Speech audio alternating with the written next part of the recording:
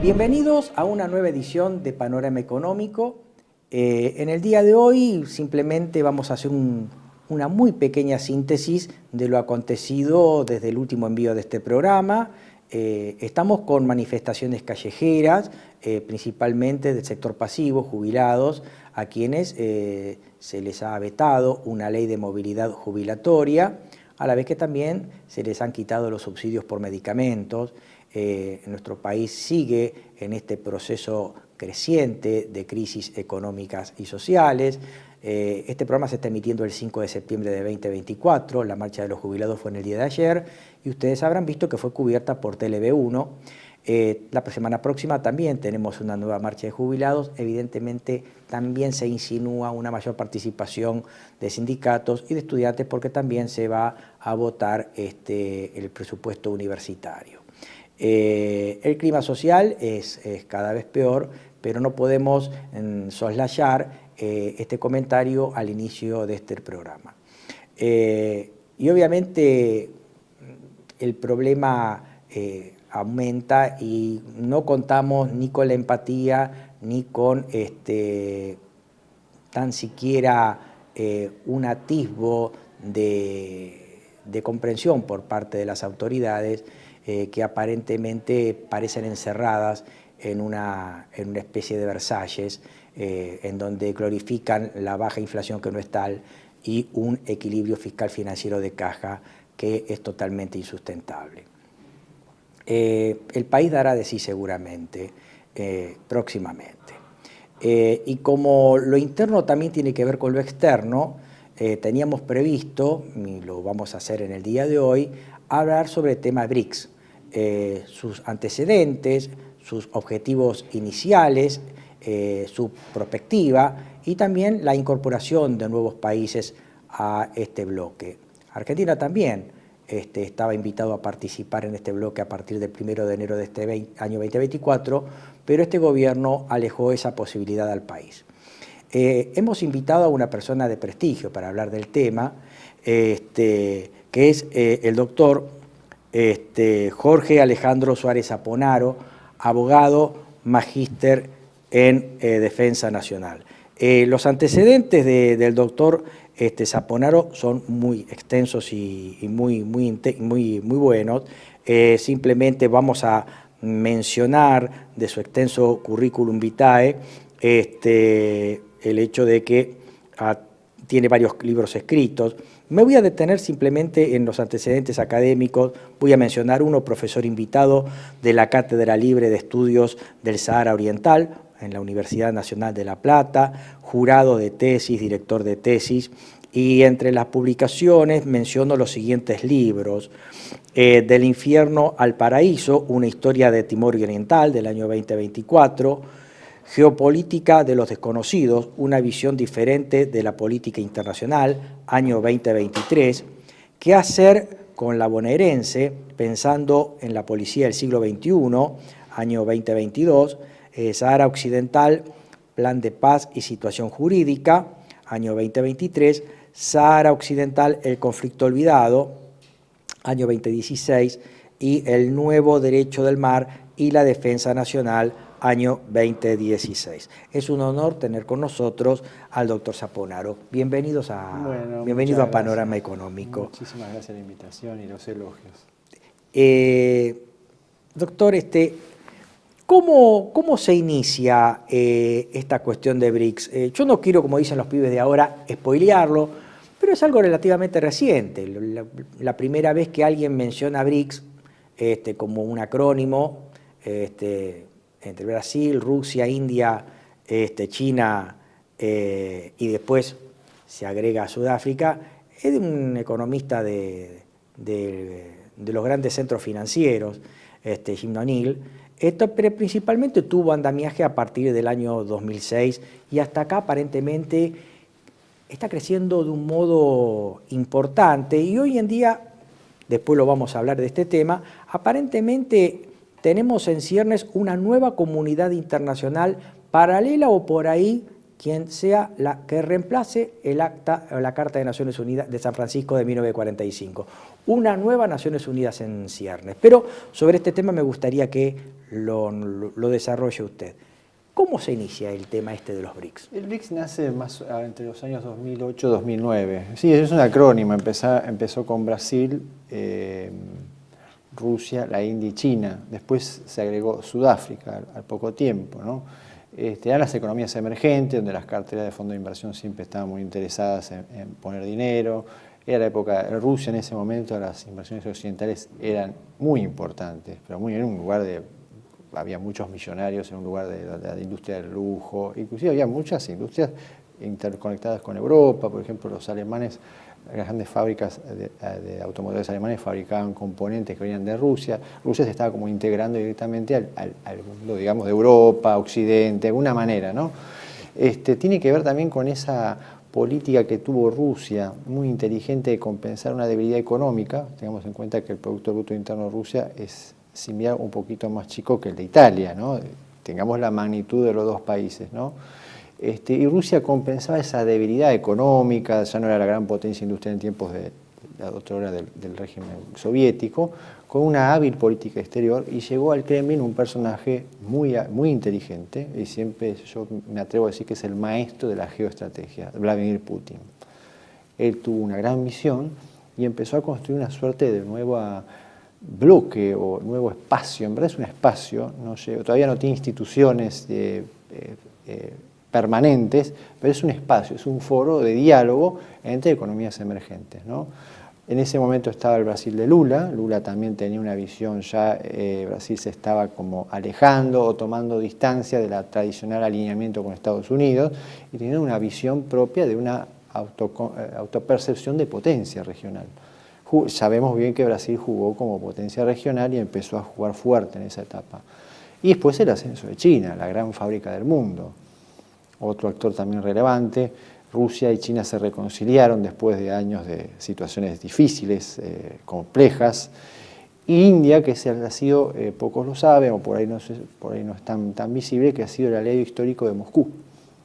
En tiempos soviéticos y aún cuando cayó la Unión Soviética, la India mantuvo un lazo muy estrecho con Rusia, que tiene que ver con el juego geopolítico para balancear la influencia china, estadounidense, y con esa visión de la India de mirar hacia el este y al oeste, ¿no? Que ha tenido con mucha habilidad la India, tiene una política exterior realmente independiente. Y bueno, tiene que ver con esa construcción, con ese espacio de construcción que se fue ampliando.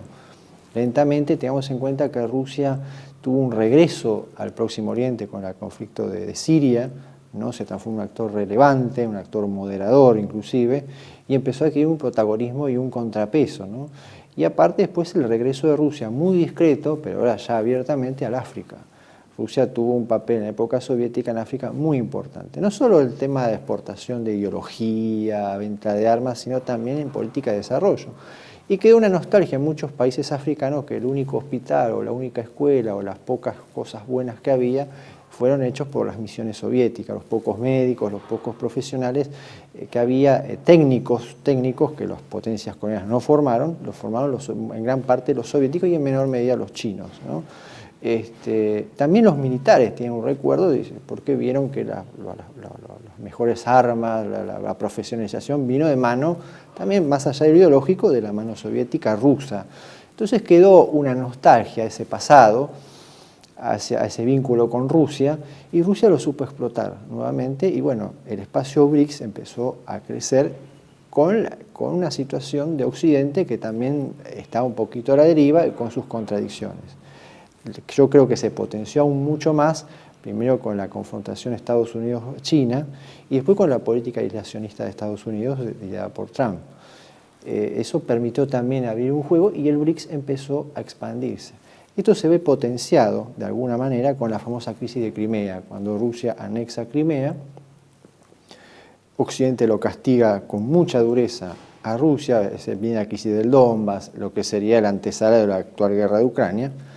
Y Rusia empezó a buscar espacios para eludir, digamos, esas sanciones, esa ruptura con Europa, y encontró en los BRICS ese espacio, ese foro, ¿no? Económico, de desarrollo y ya una vertiente política. Lentamente se ha ido expandiendo, con mucha habilidad, y a tal punto de que hoy en octubre va a ser el foro en Kazán, y se vaticina que va a haber nuevos socios, nuevas economías emergentes. Turquía mostró interés, o Turquía, aliado histórico de la OTAN, miembro de la OTAN, país teóricamente prooccidental, ha dicho que quiere ser parte de este espacio. Otros países prooccidentales como Egipto recibe parte de su presupuesto militar, está subsidiado por Estados Unidos, también quiere ingresar, ya es parte de los BRICS. Claro, a partir del 1 de enero de este año. Exactamente. Arabia Saudita, histórico aliado prooccidental, también se integra a los BRICS. Emiratos Árabes Unidos participa en los BRICS y ya con un interés financiero, porque se muestra con mucho interés en participar en todo lo que es la parte del nuevo Banco de Desarrollo, que va a ser la institución financiera, donde hay intereses chinos, de Emiratos Árabes y también de otros actores, ¿no? Encontramos un país como Tailandia, que lo hablamos fuera del aire, del milagro económico tailandés, una economía emergente, que es un país agroexportador, agrícola, subdesarrollado, hoy es el segundo exportador, el tercer productor mundial de placas, de discos duros de computadora, ¿no? Miremos lo que ha pasado. Y el espacio ASEAN, que es un foro económico que mantiene una postura equidistante entre Pekín y Estados Unidos, que busca su propia vía, también está interesado en mantener canales de diálogos con los BRICS. Ni hablar de Etiopía, que también es un aliado ruso-chino muy importante, es un actor muy importante en África, es una economía que va a sorprender, más allá de los conflictos internos que tiene, que son bastante graves, pero bueno, Etiopía busca, a través de la ayuda china y en menor medida de Rusia, desarrollarse como país. Estamos hablando de un país ya fabrica celulares, ya tiene planta automóvil, un país que era acusadamente, todavía sigue con problemas de su desarrollo, pero ha logrado bajar la pobreza y ha logrado superar la crisis del Tigray, que fue un desastre humanitario, y bueno, se perfila como un nuevo actor. Y hay nuevos países haciendo fila para entrar a este nuevo espacio, que posiblemente a la corta o a la larga va a tener sus propias instituciones. Decíamos que el 1 de enero de este año 2024 ingresaron una serie de países que, si uno ve el planiferio, llama mucho la atención. Ingresa Argentina, gran proveedor de minerales y alimentos. Ya estaba Brasil en el Cono Sur. Pero también ingresa Egipto y Etiopía, Arabia Saudita e Irán. O sea, prácticamente está el control del paso de la energía. Sí, ahora se suma Argelia. Petróleo y Argelia. Y por el Mar Rojo entra y sale buena parte del comercio internacional, sí. ¿No es cierto? Y vos decías que hubo una serie de hitos, y yo agregaría otro. Uno es el repliegue de Estados Unidos, sí, en su política exterior. También es cierto, yo agregaría, cierto despecho de los países africanos, sí, colonias informales, pero colonias al fin de África, y ese despecho se da a partir de una especie de distanciamiento de los países, sobre todo del África subsahariana, respecto de Francia, y una mirada distinta a lo que es Rusia, ¿no es cierto? Sí. Y del mismo modo también ciertos países que siempre pertenecieron a Occidente, pero hasta con una relación hasta hostil con Occidente, como es el nuestro. Nosotros fuimos un país occidental, pero Occidente por ahí no siempre nos dio una buena acogida, ¿no es cierto? Sí. Por ejemplo, el conflicto de Malvinas, la post-Segunda Guerra Mundial, el país no quedó muy bien atado a Occidente. O países como Turquía, que siempre fue un poco la cenicienta de Europa, un poco un pie en Europa, otro poco pie en Asia, y nunca fue aceptado, todavía está viendo si es aceptado como un país europeo perteneciente a la OTAN. Una cuestión es simplemente mirar el mapa, pero hoy en día está no solamente amenazando con irse a la OTAN, sino también integrar BRICS, ¿no es cierto?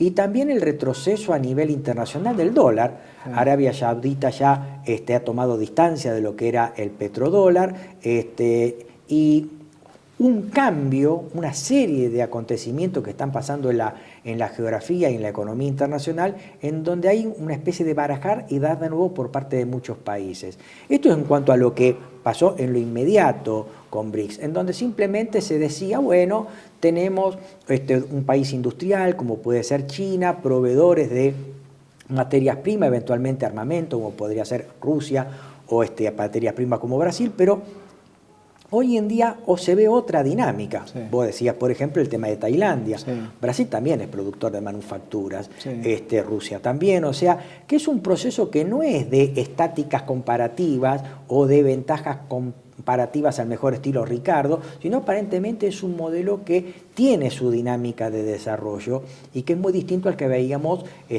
con el otro paradigma de las distintas revoluciones industriales, en donde cada país en definitiva Sí. ocupaba un rol hasta direccionado desde el orden mundial, ¿verdad?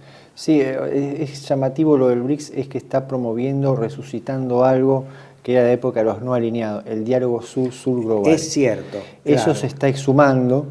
Eso fue, a mí me llamó la atención mucho el llamado que hizo el presidente saliente de Indonesia, Joko Widodo, que dijo, hay un camino alternativo a Pekín y a Washington.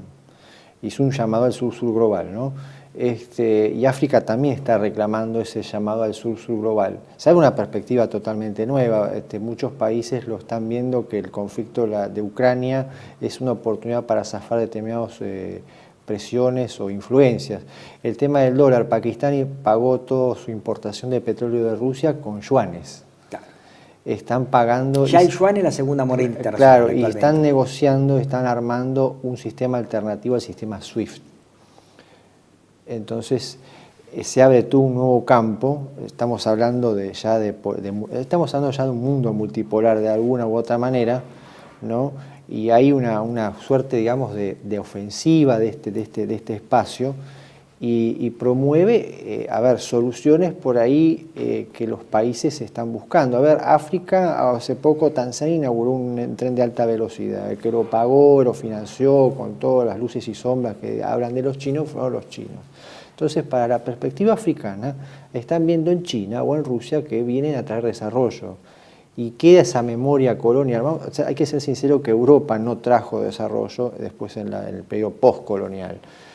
Entonces, Sudáfrica también está replanteando todo su vínculo con Occidente. Lo vemos en la intervención que está haciendo en la República Democrática del Congo, donde tiene su propia agenda de seguridad, los sudafricanos sus propios intereses, y están poniendo un freno de contención a Ruanda, que es un país teóricamente pro-occidental, pero también tiene un doble juego porque sabe muy bien que tarde o temprano va a tener que decidir de qué lado del mostrador va a estar, ¿no? Estamos viendo todo. África realmente pone en evidencia, a mi modesto entender, que Occidente se está replegando de una manera más acelerada de lo que uno cree. Níger le dijo a los franceses adiós, el uranio lo queremos controlar nosotros, provocó la salida de las fuerzas estadounidenses que estaban en la misión antiterrorista. Malí, ni hablar, directamente cruzó el puente. Inclusive es muy interesante ver a jóvenes africanos con una remera, como mostrando, por un lado hay chicos que llevan la remera de Messi, estrella del fútbol, y por otro lado la remera con la foto de Vladimir Putin. Es fuerte la imagen. O cuando fue la caída del régimen de Burkina Faso pro-occidental, la juventud, la sociedad con banderas rusas y pidiendo que vengan los rusos, ¿no? Es fuerte la escena, ¿no? Y pone en evidencia que Occidente algo ha pasado. No se ve tampoco una revisión de todo eso, ¿no? Yo supongo que después eso lo va a pagar con seguridad, o que Europa tiene que revisar porque se está poniendo en una situación muy endeble, ¿no? Y eso también queda en evidencia también con el conflicto del Próximo Oriente, ¿no? Que hay actores que están los Occidente margina y que son necesarios para llegar a un acuerdo de paz. Bueno, los BRICS se están transformando en ese foro, en ese espacio nuevo, en ese mundo nuevo, que buscan otro modelo, otras alternativas, porque, Occidente por ahí ha bombardeado a determinados sistemas políticos por el tema de la democracia occidental, el tema de la economía de libre mercado y un montón de cuestiones que por ahí para otras sociedades es visto con recelo o no cuadra, por un tema cultural, histórico muy complejo, y en el caso de Rusia y China no hacen juicios de valor, entre comillas, como hace Occidente, ¿no? Y eso también suma, y eso llama la atención. Zimbabue, que tuvo una crisis monetaria espantosa con el dinero no valía. Mugabe. Sí. Exacto, Mugabe se fue directamente, dejó al país arruinado, terminó un golpe de Estado, ¿no? Hoy Zimbabue tiene una nueva moneda y no está atada al dólar, está al patrón oro. Es otro país que cruzó el Rubicón, como decimos, ¿no? El puente. Tres cositas que medio tangencialmente lo has mencionado. Rusia, en el caso de Rusia vemos un país que, si seguimos su historia geopolítica, es un país que llega tarde a la industrialización. Podría haberse industrializado mucho antes y aún en la época de los zares. Yo tengo mi opinión particular, yo creo que tuvo mucho que ver el mundo británico en ese desarrollo tardío de Rusia, hacia un proceso de país industrial importante. También Gran Bretaña me parece que también contribuyó no solamente a esa frustración de una Rusia zarista industrial, también a una Rusia no europea, no meterla en Europa. Y me parece que esa visión geopolítica anglosajona británica también ocurrió con Estados Unidos, que primero, cuando se independizó, proclamó el América para los americanos, pero después de la Primera Guerra Mundial dejó el América para los americanos, sino que también Europa para los americanos. Puso el pie en Europa y en la Segunda Guerra Mundial terminó de poner los pies a Estados Unidos en Europa. Y alguien dijo alguna vez que la Segunda Guerra Mundial y también la erección de la Comunidad Económica Europea, hoy Unión Europea, fue una alianza geopolítica que tendió a tener tres objetivos. En primer lugar, ponerle el pie en la cabeza a Alemania; en segundo lugar, sacar a Rusia de Europa; y en tercer lugar, poner a los norteamericanos en Europa. Por lo tanto, la pregunta es, ¿qué papel le cabe a Europa a todo esto? Y el relanzamiento de Rusia en sus relaciones exteriores. Después del 25 de diciembre del 2001 viene el colapso, Rusia pierde 15 repúblicas, población, recursos, etcétera. Un inmenso territorio, el más grande del mundo, con una población chica, 150 millones de habitantes, por 10 millones supera México. Y es un fenómeno bastante curioso de un país que obviamente ya no es comunista, pero que sigue siendo un país que a Occidente, en la memoria de los occidentales, despierta cierto temor o celo. Lo mismo China, ¿no es cierto? Y esto adelanta seguramente algunos comentarios que van a ver una vez que termine mi programa. El otro tema es el papel de Europa, el miedo a Rusia y el miedo a China. Bueno, la Unión Europea ha sido un actor, es una potencia económica, nadie lo niega, es una gran potencia económica, pero el tema es que le falta la potencia, la pata, el peso político y militar. Los europeos han encontrado en Estados Unidos una manera de subsidiar la defensa. Entonces han recostado en el sistema defensivo estadounidense y en la estrategia estadounidense, no han invertido lo que tenían que invertir en defensa. Y hay un problema de liderazgo también, ¿no? La salida de Merkel, ¿no? Una persona que moderaba mucho, muchos dicen que hablan del globalismo, no globalismo.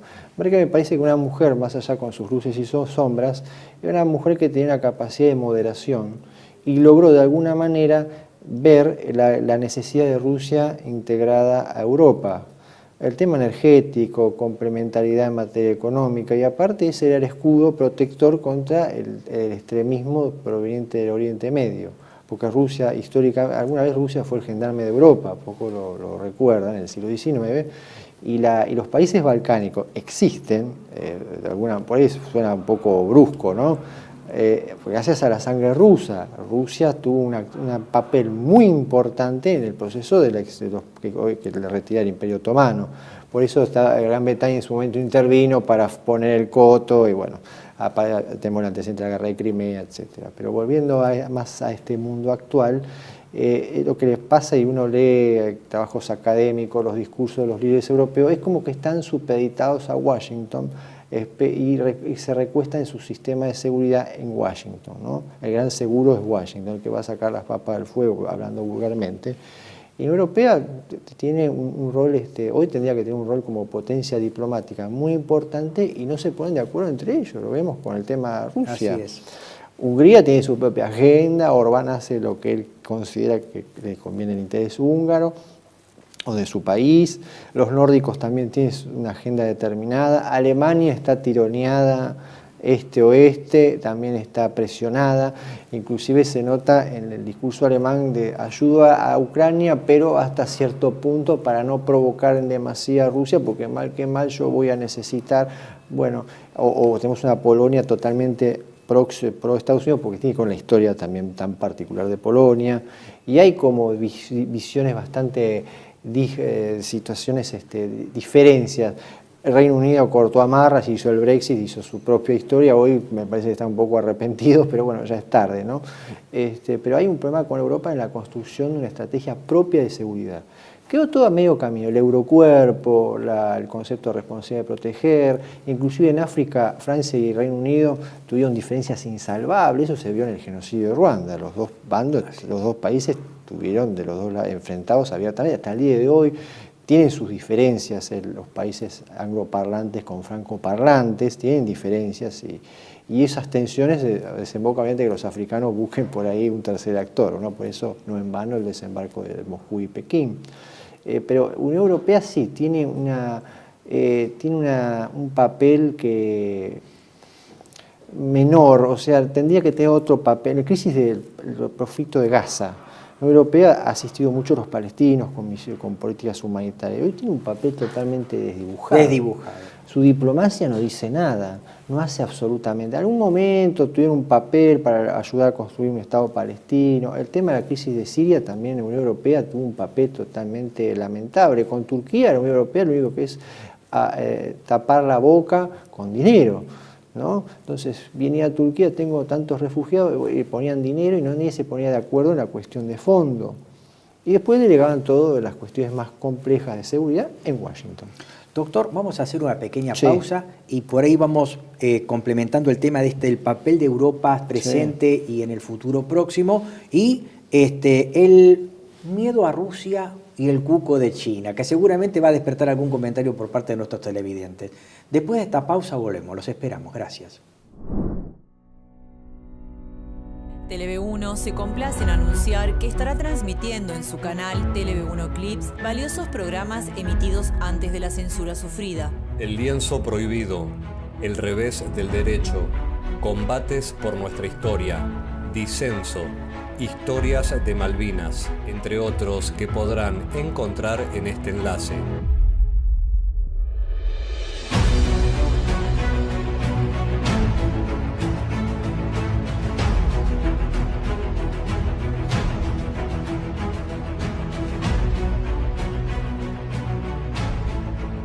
Agradecemos su aprovechamiento y difusión. Bienvenidos a CEPA, Centro de Estudios del Pensamiento Americano. Nuevo sitio web de cursos de formación en política, filosofía, historia, literatura, geopolítica, religión, psicología y más. Cursos de formación que reflejan el verdadero pensamiento americano. Lo invitamos a elegir el curso de su agrado ingresando en www.cepa.la.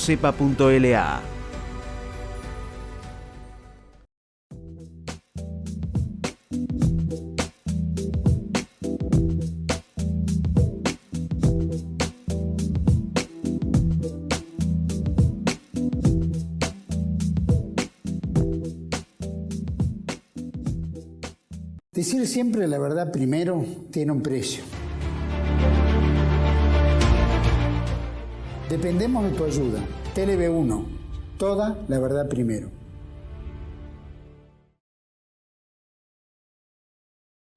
Regresamos en Panorama Económico y en esta segunda parte continuamos el tema de los BRICS. Habíamos planteado al doctor Zaponaro tres grandes bloques frente al fenómeno BRICS.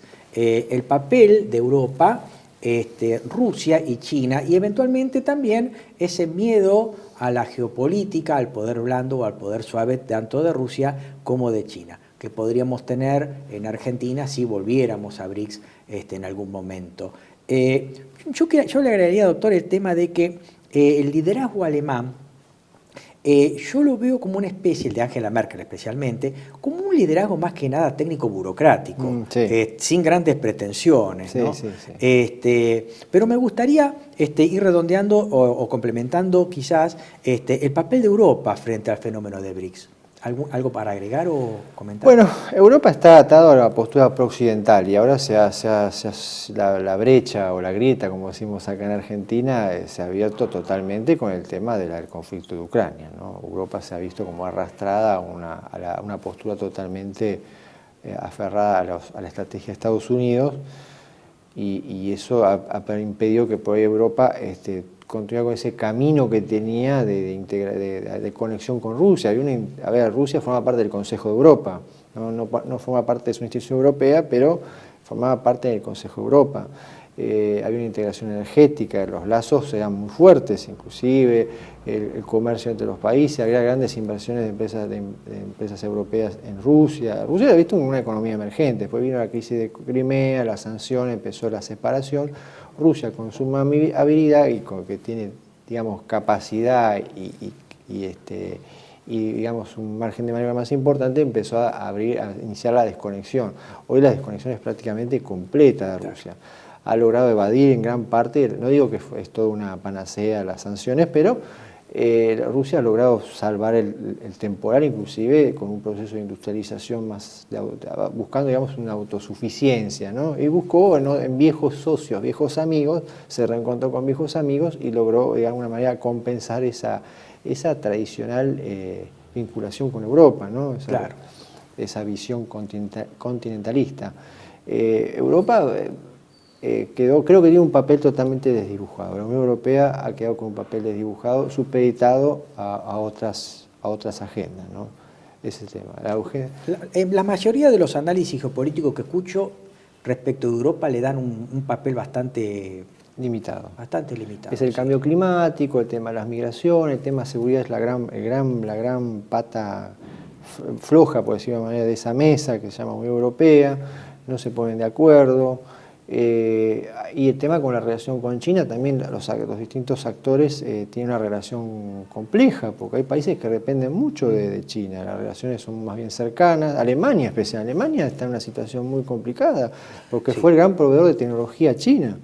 Y aparte Alemania ha en parte frustrado su desarrollo industrial a partir de la guerra que Rusia mantiene con Ucrania y OTAN, ¿no? Exactamente. Todo el tema del gas, petróleo. Es el gran afectado, y Alemania tiene ya un papel, sigue siendo el líder de Europa, nadie lo va a discutir, pero es una situación difícil, está como desdibujada.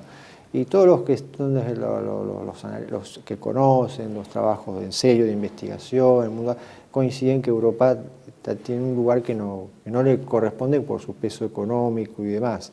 Un papel bastante desdibujado. No hay liderazgo. Uno ve, el canciller Scholz no tiene un lugar que...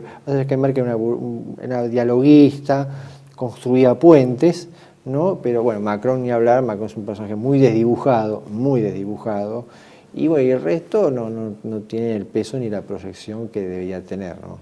La irrupción de los nuevos partidos de tercera posición en Europa, vamos a llamarlo así, más allá de sus matices, de si son disidencia controlada o no, frente a este nuevo relanzamiento de las relaciones diplomáticas de Rusia, ¿vos no ves como un reordenamiento también en Europa en donde Rusia termine poniendo pie y reordenando esos países de una manera selectiva, quizás en alianzas tácticas o estratégicas con estos partidos de tercera posición? Claro, estos partidos ha habido un ascenso, hemos visto que la política tradicional de Europa está cuestionada. Lo vemos en las elecciones de Francia. De repente Le Pen parecía avanzar mucho, y avanzó mucho, nadie lo niega, ¿no? Y después avanzó la izquierda radical. Dos posturas que de alguna manera son extremos que se unen, porque los dos tienen posturas muy críticas con las posturas de la política tradicional. En Alemania pasa lo mismo, el mismo fenómeno. Está la Alianza por Alemania, es un grupo de derecha, avanzaron en elecciones regionales, más allá de las alarmas. El tema es que hay un cuestionamiento a la política exterior, al tema de los refugiados, al tema de los inmigrantes. Ahora ha habido atentados terroristas en Alemania. Hay toda una revisión diciendo, bueno, este camino no nos está conduciendo a buen puerto, ¿no? Y cuestionan también todo el tema de la guerra de Ucrania, que es como de nunca acabar, se gastan millones y millones de dólares en equipo militar, en asistencia, en sostener la guerra, más allá que están sacando dinero de fondos congelados, ¿no? Pero eso cuesta, y desde la perspectiva del ciudadano común dice, yo tengo problemas de vivienda, tengo problemas de desempleo, tengo problemas en el sistema de salud, el costo de vida es muy caro, porque para Europa se terminó el gas barato. La inflación y la energía y los alimentos han empobrecido mucho a la población europea. Exactamente, ya en Europa se ven escenas de personas en estado de calle y demás. Entonces el ciudadano común dice, no, bueno, todo la persona común busca, digamos, que se solucionen sus problemas en su inmediato, no la alta política, no le interesa, a la gente de a pie no le interesa ni la alta política, ni la estrategia, ni todo eso. Claro. Lo que quiere es que se le solucionen los problemas del desempleo, los problemas de vivienda, el tema de la llegada de grupos migrantes que no se integran y hay conflictos, ya hay una situación de conflicto. Suecia tuvo que movilizar el ejército para poner orden en barriadas de grandes ciudades por el tema de sectores que no se integran a la sociedad. Entonces, en Finlandia, un país que hemos históricamente, bueno, los socialdemócratas, un país moderado, un país que no parecía no pasa nada, avanzado lo que llaman los populismos de derecha, y también una presión también por el tema de la cuestión migratoria, más allá de que sea fundamentado o no, pero hay todo un cuestionamiento de la política tradicional. Y eso va a ser mover las bases, no creo que muevan las bases de la Unión Europea, pero sí un cuestionamiento de las instituciones europeas, diciendo por qué Bruselas dicta un montón de normas cuando yo no los elegí o vaya a saber cómo llegaron al Parlamento Europeo, que es otra burocracia, ¿no? Ese principal reproche que tiene el ciudadano medio de Europa. Exactamente, Bruselas toma decisiones que a mí me están perjudicando o en que me benefician, hay todo un cuestionamiento, ¿no? Las asimetrías entre los distintos países del bloque. Bueno, hay todo un cuestionamiento a todo eso y bueno, avanzan todos estos partidos que cuestionan la actual situación y la política tradicional. Esa es la principal cuestión. Yendo ya al tema de Rusia, ¿no? Sí. Este replanteo de sus relaciones exteriores, su visión global, su visión dentro de Europa, lo buscaría por el lado de un eventual reingreso de nuestro país a BRICS y este miedo a Rusia, este miedo al poder, al soft power, al hard power de Rusia, el cuco ruso, para después saltar al cuco chino. ¿Qué opinión tiene? Bueno, Rusia, claro, sí, yo entiendo que mucha gente cree, no sé, hay gente que se quedó con la época de la Unión Soviética, ¿no? O sea, Rusia no tiene la agenda ideológica de la Unión Soviética. Rusia lo que le importa son sus periferias. Ahí sí se ve el poder ruso en todo su fuerza hacia Central, Próximo Oriente, el Cáucaso. Claro. Bueno, ni hablar del conflicto de Ucrania, la zona del Báltico y después lo que se llama el lejano oriente ruso. También para Rusia la parte del Ártico, eso forman parte ejes de su estrategia nacional de seguridad. Para ellos el Ártico, también el cambio climático los afecta mucho, porque por eso la relación tan agria con Estados Unidos, porque el tema del permafrost en Siberia, el cambio climático los afecta, eso va a provocar incrementar emanaciones de metano, provoca un problema ambiental muy grave, muy serio, que a Rusia le afecta, tiene que ver con su desarrollo, etc. Ese es donde Rusia muestra su fuerza, muestra, digamos, de alguna manera saca los dientes, muestran los dientes como potencia que es. Pero fuera de ese espacio, Rusia no proyecta poder, es una potencia continental. Lo que ellos buscan es la seguridad de sus periferias y mantener su unidad nacional, ¿no? En su proyecto nacional. Fuera de eso, Rusia no proyecta poder, lo que busca es equilibrar el juego con Occidente expandiendo su red de relaciones, buscando, digamos, hoy la agenda es las sanciones, ver cómo compensan las sanciones, claro, abriendo nuevos mercados, nuevos canales de diálogo y demás. Pero no es que van a venir, vamos a terminar todo hablando, no sé, como que nos van a invadir o nos van a imponer un régimen autoritario o demás. Eso no es la agenda. A ver, Estados Unidos tiene como aliado estratégico histórico a Arabia Saudita y sabemos bien que de democracia no tiene absolutamente nada, gobierna una familia. Exactamente. Y no consulta a mucha gente de sus tomas de decisiones. Los países árabes son autocracias o regímenes autoritarios no hay muchos partidos ni mucha libertad de expresión. Y nadie pone en tela de juicio que Arabia Saudita nos venga a invadir o nos quiere imponer el Islam wahabita, no sé. Creo que hay una demonización que tiene que ver desde los medios de comunicación, que hay intereses creados, obviamente. Estados Unidos no quiere que se les vaya más gente del club. Aprovechando la memoria de la Guerra Fría que nos ha quedado... Exactamente, ya Rusia es un actor más, un actor regional, una potencia con proyección global, pero su espacio de interés está claramente definido.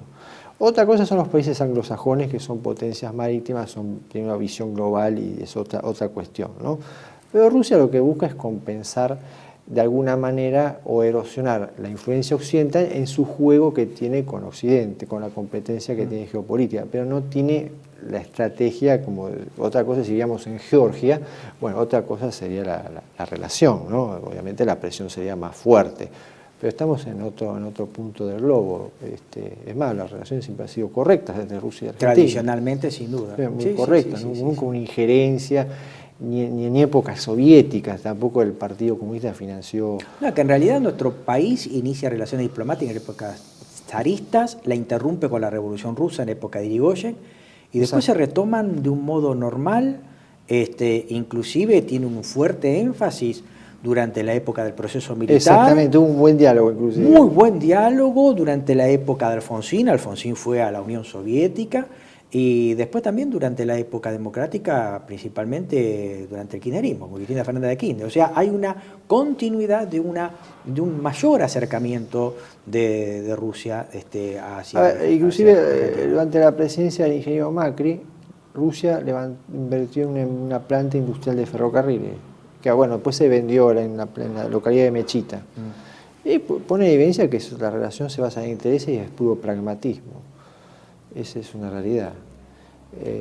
Quizás el análisis que estabas haciendo recién me hace acordar a la idea geopolítica de Dugin, ¿no es cierto? Rusia por ahí como una especie de potencia, sí, pero epicentro en la Eurasia, ¿no es cierto? Exactamente, es su lugar y su espacio de poder. Claro. Frente a las potencias del mar, principalmente el mundo anglosajón, ¿verdad? Es un poco esa geopolítica que sigue estando que se ha demonizado, ¿no? A ver, miremos la región. Brasil tiene un muy buen vínculo con Rusia. Sí. Comercial, inclusive con Bolsonaro, que era abiertamente pro-occidental, pero cuando dijeron no, hay que aplicar sanciones a Rusia, no, bueno, hasta acá llegamos. Hay un interés que Brasil... Permanente, los intereses permanentes. Exactamente. Los países, Perú, ¿no? es otro país que tiene lazos históricos con Rusia, ha comprado equipo militar ruso, no se ha desprendido de nada de origen ruso, está esperando posiblemente algún tiempo mejor, ¿no? Que se termine la guerra, porque bueno, tuvo un tema con la provisión de repuestos. México también es otro país que ha tenido, inclusive está invitado el presidente Putin al cambio de gobierno, ¿no? Eso pone en evidencia que hay relaciones basadas en intereses, no en cuestiones ideológicas. Ese es el problema de la Argentina, la ideología se filtra y condiciona su política exterior. Y de eso seguramente vamos a hablar al final del programa. Y el cuco chino ahora. China. Bueno, China tiene una agenda. Ahora China juega como gran potencia, es consciente de eso, está jugando de manera geopolítica de una manera extraordinaria. Su diplomacia es puro pragmatismo. Los chinos no buscan exportar su régimen comunista, sino todo lo contrario, es todo puertas para adentro, ¿no? No han exportado el... ¿Coincidís conmigo que en realidad el rol del Partido Comunista Chino es un rol meramente administrativo y ordenador? Sí, exactamente. Es un mal necesario, digamos, que ha encontrado. China es un país, es gigantesco. Un montón de etnias, población cultural, una historia. 1 de cada 5 habitantes del mundo es chino. Claro, es un país, hay que gobernar, ese país es gigantesco. Debe ser una cosa impresionante de no sé cuántos ministerios lo manejan, la burocracia. Bueno, China tiene una historia muy particular con su famosa burocracia, que estén los mongoles, esté la república, estén los comunistas, la burocracia seguía siendo más o menos algo parecido, ¿no? Va cambiando de camiseta, pero sigue más o menos siendo para manejar todo ese enorme espacio. China sí tiene una proyección económica, una estrategia de control, porque China va por el control de recursos estratégicos y críticos, es indudable, ¿no? De lo que escasea. Exactamente. Entonces va por eso. Tiene una agenda más fuerte, donde también muestra los dientes, es en la zona del espacio el Pacífico. Ahí sí China se muestra con toda su fuerza, ¿no? Y proyecta poder y hace demostraciones de poder. Lo vemos con incidentes que hubo con Filipinas, se han agarrado con Vietnam en su momento, cómo están instalándose una diplomacia bastante fuerte, bastante contundente en todo lo que es el Pacífico. Australia está totalmente alarmada, ahora Australia salió a pagar la billetera, la cuenta de muchos paisitos del Pacífico para evitar que se cambien de bando. Eso lo habló abiertamente los ministros o funcionarios australianos y dijeron, bueno, vamos a pagar los presupuestos, vamos a ayudar al desarrollo, porque si no, esta gente va a cruzar el puente. Y China tiene una estrategia de visión ya de potencia global, eso no cabe duda. Es indudable que sí, se puede lograr una alianza inteligente, sí, yo creo que sí, no es algo imposible. Si uno sabe dónde quiere y a dónde va y tiene los intereses bien en claro y tiene las cosas bien en claro. Yo siempre cito el ejemplo de los pakistaníes. Pakistán es un país que era subdesarrollado, bueno, sigue siéndolo, con problemas gravísimos. Es un país multiétnico, es un invento británico, bueno, tiene un montón de problemas, ¿no?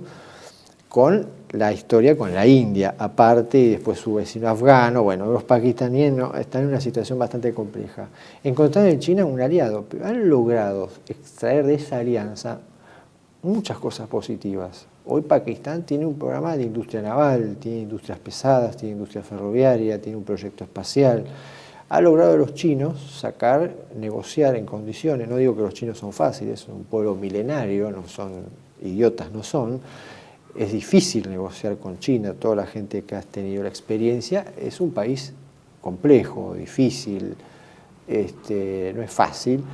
Pero Pakistán logró tener acuerdos y tener una política de desarrollo y tener también su propia agenda geopolítica, ¿no? Uh-huh. Y logró tener un nivel de desarrollo industrial. Hoy tiene un programa de submarinos, por ejemplo, la marina pakistaní, porque bueno, los pakistaníes siempre tienen una relación muy complicada con Occidente, gracias a la tecnología china.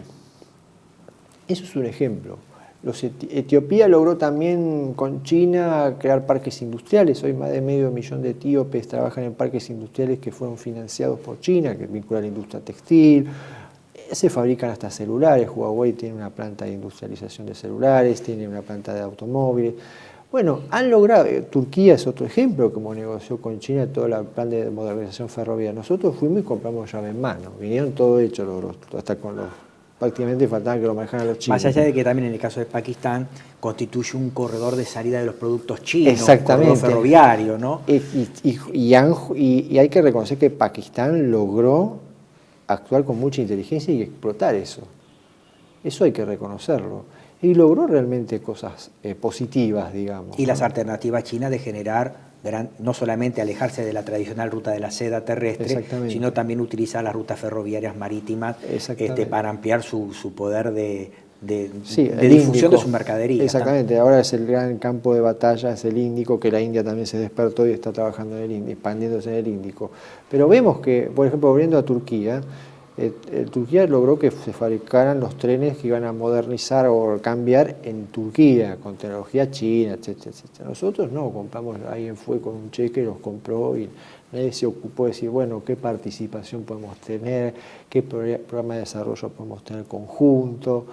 Yo creo que es un tema de cada país, que si el país sabe lo que quiere claramente, la situación creo que es distinta, ¿no? Otro país directamente que no sabe lo que quiere, obviamente, el otro va a hacer su conveniencia. Y ahí viene el tema de una integración inteligente con esos países. Antes que temerles, debemos perder el miedo a través de una integración inteligente, con objetivos claros geopolíticos de nuestra clase dirigente, ¿no? Sí, claro que sí, se puede hacer, claro que se puede hacer. Un tema que por ahí quedó pendiente es la proyección de BRICS frente a una visión geopolítica prospectiva. Se había hablado que nació como una suerte de integración de países, algunos aportaban tecnologías, otros materias primas, alimentos, pero hablamos de una dinámica de desarrollo que está experimentando BRICS, ¿no es cierto? Y lo otro que quedó pendiente es BRICS, a mi modo de ver, no sé si lo compartís, se va a convertir en una alternativa de Naciones Unidas. Yo creo que el Acta de San Francisco de 1945 ha entrado en crisis y que probablemente tengamos un bloque BRICS y eventualmente un nuevo sistema de relaciones internacionales que o conviva o que reemplace al Acta de Naciones Unidas. Y tiro varias cosas. BRICS lleva la formación de organismos de créditos internacionales, eventualmente una nueva moneda internacional, un nuevo sistema de certificación de las monedas de oro, que actualmente están en el mando del mundo anglosajón. Y me gustaría saber tu opinión sobre estas cuestiones. Sí, BRICS va camino a transformarse en un nuevo... Yo digo que es como, no sé si va a ser como la conferencia de Bandung en los años 50 que dio origen a los no alineados, que con sus luces y sombras, pero fue en su momento algo que generó impacto en las dos grandes potencias, ¿no? Y algunos países actuaron con inteligencia y lograron beneficiarse de ello, ¿no? Con el movimiento no alineado y demás.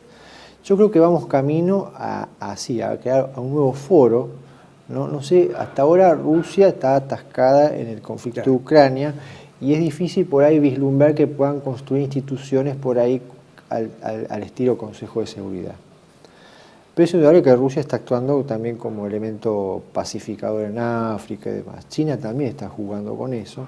Hasta ahora no se ve, está la Organización de Cooperación de Shanghái, que es China y Rusia y algunos países de la antigua Unión Soviética, Asia Central, que forman parte de ese espacio de seguridad. Todavía con algo bien focalizado, Asia Central, ¿no? Es, evitar que el Asia Central vuelva a se proyecte poder occidental en esas áreas de interés.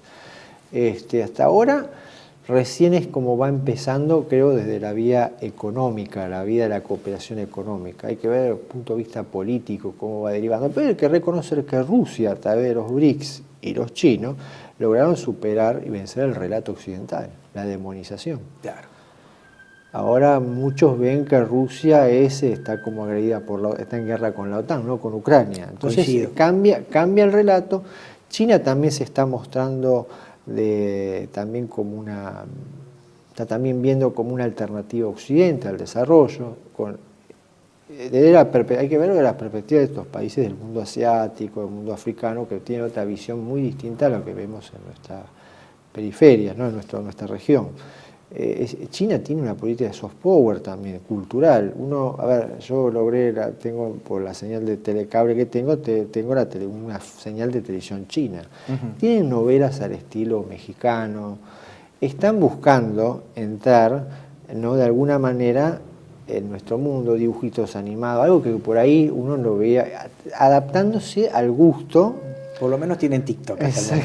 TikTok es una red social que alcanzó tal nivel y tiene alcance político que en la crisis de Nueva Caledonia, con una rebelión interna, por una crisis política pro-independentista, Francia prohibió TikTok. O sea, China está jugando en otros espacios de poder, en otros espacios de soft power, a través de la batalla cultural, ya avanzando en otras áreas. Es muy interesante, hay que ver cómo los institutos Confucio promoviendo la cultura china, los valores chinos, el idioma, ¿no? Eso se ve también muy presente en África, eso se ve con mucha fuerza en África Oriental.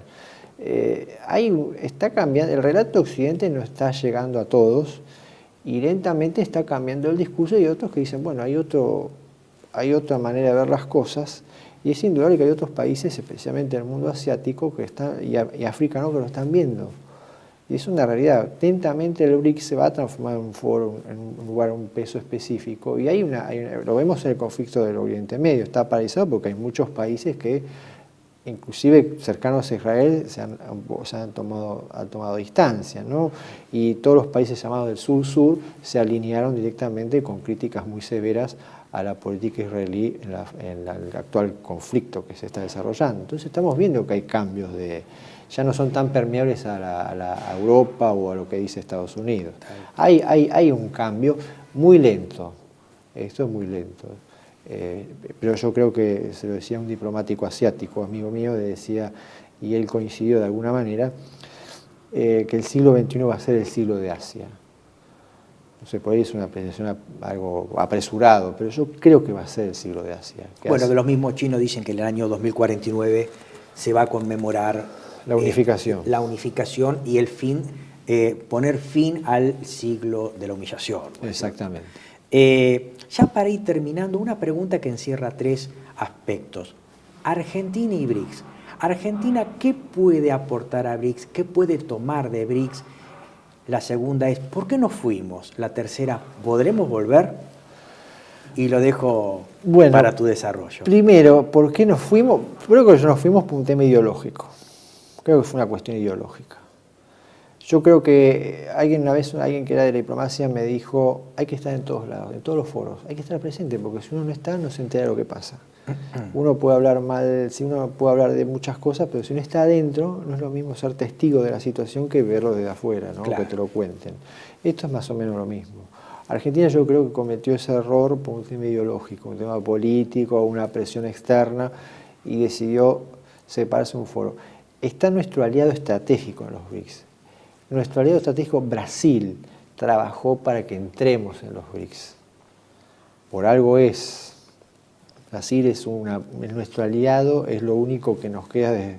A mí me da la impresión que a mí me da la impresión que lejos de nosotros entrar a BRICS, directamente Brasil nos tomó de brazo y nos metió. Exactamente. Brasil trabajó para que entremos en los BRICS porque Brasil tiene su propia estrategia, sabe que somos complementarios, que nos necesitamos el uno al otro, que competir, pelearnos no es negocio para Brasil, y sabe que podemos complementarnos, y con un espacio Mercosur, en un espacio como BRICS, Brasil adquiere más fuerza todavía, ¿no? Porque Argentina puede aportar mucho. Para Argentina, el espacio aparte BRICS... un temita. Sí. En ese momento Argentina era el único país de habla castellana. Exactamente. Y podría arrastrar a otros países de habla castellana. Ese es también el peligro. Hispanoamérica. Exactamente. Ese era el peligro también, que posiblemente algunas manos hayan buscado alejarnos de ese espacio. El BRICS nos acerca con el mundo africano, los países siempre permeables a la causa Malvina, poco lo saben. Ese es otro temón, claro, exactamente. Ese es el tema. Nos acerca al mundo asiático. Pocos saben que antes que saliera el último gobierno, el gobierno del doctor Fernández, hubo algunas presencias de misiones de países del ASEAN, Singapur, Filipinas, Indonesia y demás, interesados en mantener lazos con Argentina, ¿no? Porque Argentina es los reconoció en las independencias, hay como una gratitud hacia una Argentina, bueno, del pasado, ¿no?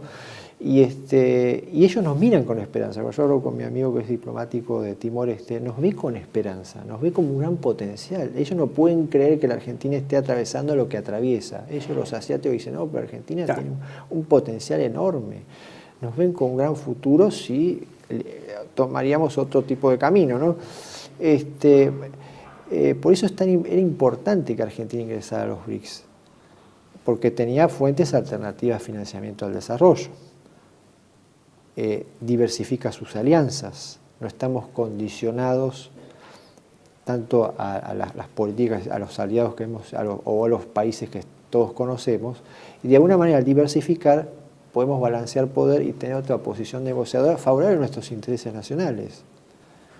Se abre toda una perspectiva, ¿no? Para un país como el nuestro, que necesita desarrollar sus industrias, salir del modelo agroexportador, que ya sabemos ya está fuera, y se abre la posibilidad de países en vía de desarrollo en África, Asia, Oceanía, el sudeste de Asia, el espacio ASEAN, que es una de las grandes economías del mundo y va a ser posiblemente la segunda economía del mundo pronto. Se da una posibilidad enorme para Argentina para exportar alimentos, bienes semi-industrializados, intercambio de tecnología y demás. Una perspectiva enorme. Y bueno, esa puerta se ha cerrado momentáneamente.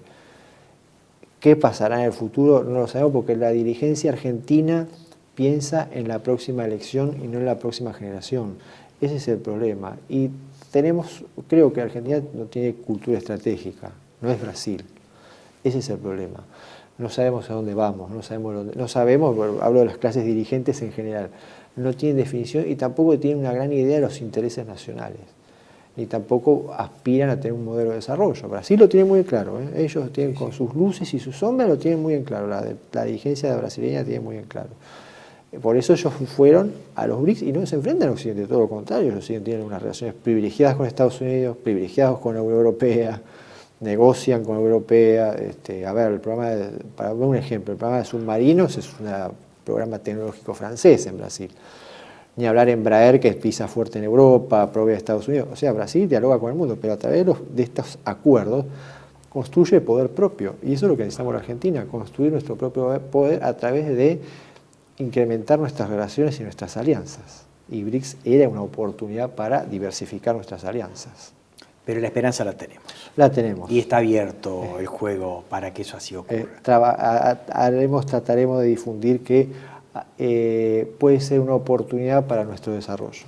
Doctor Zaponaro, muchísimas gracias por su presencia. Nos ha ilustrado muchísimo. Bueno, muchas gracias. Ya les había dicho que los antecedentes del doctor Zaponaro son impecables y bueno, lo ha demostrado en este programa. Seguramente lo invitaremos en otra ocasión. y ha visto, señor televidente, señora televidente, que otro país es posible. Simplemente es proponérnoslo, y después de esta gran pesadilla podemos vislumbrar que otro país glorioso es posible.